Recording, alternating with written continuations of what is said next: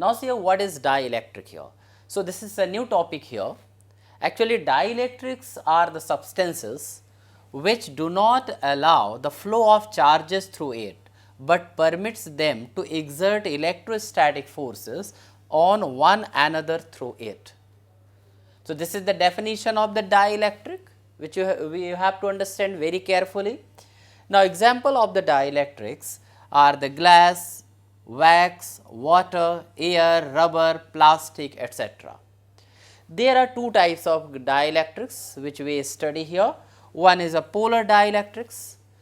In polar dielectrics, what happens? In the polar dielectric molecules, centers of the negative and positive charges are separated by some distances. It means each molecule behaves as an electric dipole, and each molecule has got electric dipole moment.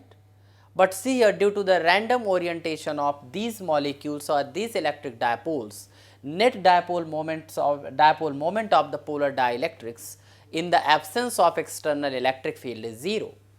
Examples of the polar dielectrics are like NH3, HCl, etc.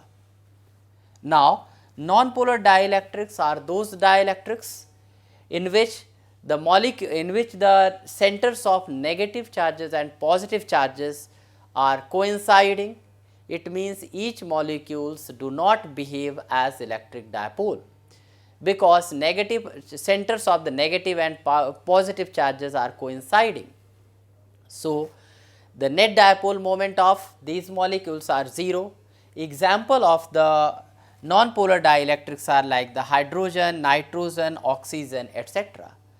So, now we will be studying how does polarization takes place when polar and non-polar dielectrics are placed in the uniform electric field, and how does these dielectrics affect the capacitance of a given capacitor if they are placed between the two plates of the capacitors.